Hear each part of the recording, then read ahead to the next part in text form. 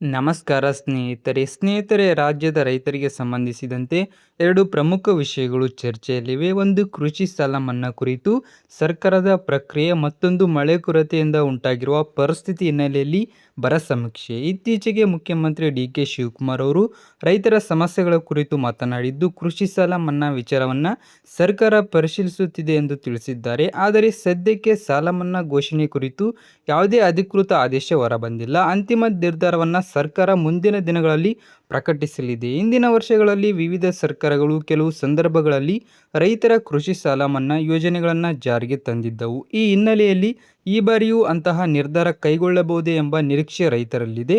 ಆದರೆ ಸರ್ಕಾರದಿಂದ ಅಧಿಕೃತ ಘೋಷಣೆ ಬರುವವರೆಗೂ ಯಾವುದೇ ಮಾಹಿತಿಯನ್ನು ಅಂತಿಮ ಎಂದು ಪರಿಗಣಿಸಬಾರದು.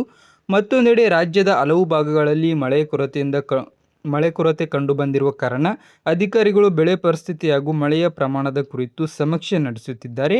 ಈ ವರದಿಗಳ ಆಧಾರದ ಮೇಲೆ ಯಾವ ಪ್ರದೇಶಗಳನ್ನು ಬರಪೀಡಿತ ಎಂದು ಘೋಷಿಸಬೇಕು ಎಂಬುದನ್ನು ಸರ್ಕಾರ ನಿರ್ಧರಿಸಲಿದೆ. ರೈತರು ಈಗಿನಿಂದಲೇ ತಮ್ಮ ಜಮೀನಿನ ದಾಖಲೆಗಳನ್ನು ಸರಿಯಾಗಿ ಇಟ್ಟುಕೊಳ್ಳುವುದು ಉತ್ತಮ. ಪಹಣಿ, ಆಧಾರ್ ಕಾರ್ಡ್, ಬ್ಯಾಂಕ್ ಪಾಸ್ಬುಕ್, ಬೆಳೆ ಸಾಲದ ದಾಖಲೆಗಳು, ಫ್ರೂಟ್ಸ್ ನೋಂದಣಿ ವಿವರಗಳು ಮತ್ತು ಮೊಬೈಲ್ ಸಂಖ್ಯೆ ನವೀಕರಿಸಿಕೊಂಡಿದ್ದರೆ ಮುಂದಿನ ಯಾವುದೇ ಪ್ರಕ್ರಿಯೆಯಲ್ಲಿ ಅನುಕೂಲವಾಗುತ್ತದೆ.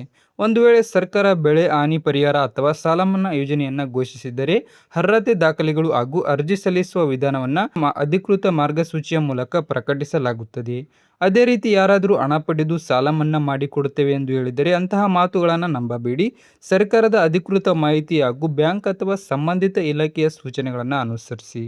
ರಾಜ್ಯ ಸರ್ಕಾರದಿಂದ ರೈತರ ಕುರಿತು ಹೊಸ ಆದೇಶ, ಸಾಲ ಮನ್ನಾ, ಬರ ಪರಿಹಾರ ಅಥವಾ ಇತರ ಯೋಜನೆಗಳ ಕುರಿತು ಅಧಿಕೃತ ಮಾಹಿತಿ ಪ್ರಕಟವಾದ ತಕ್ಷಣ ಅದರ ಸಂಪೂರ್ಣ ವಿವರಗಳನ್ನು ಮುಂದಿನ ವಿಡಿಯೋಗಳಲ್ಲಿ ತಿಳಿಸಲಾಗುತ್ತದೆ. ಈ ವಿಡಿಯೋ ಉಪಯುಕ್ತವೆನಿಸಿದರೆ ಲೈಕ್ ಮಾಡಿ, ನಿಮ್ಮ ಅಭಿಪ್ರಾಯವನ್ನು ಕಮೆಂಟ್ ಮೂಲಕ ತಿಳಿಸಿ. ಹಾಗೆ ಇಂತಹ ಸರ್ಕಾರಿ ಯೋಜನೆಗಳ ಅಪ್ಡೇಟ್ಗಾಗಿ ನಮ್ಮ ಚಾನಲ್ ಸಬ್ಸ್ಕ್ರೈಬ್ ಮಾಡಿ.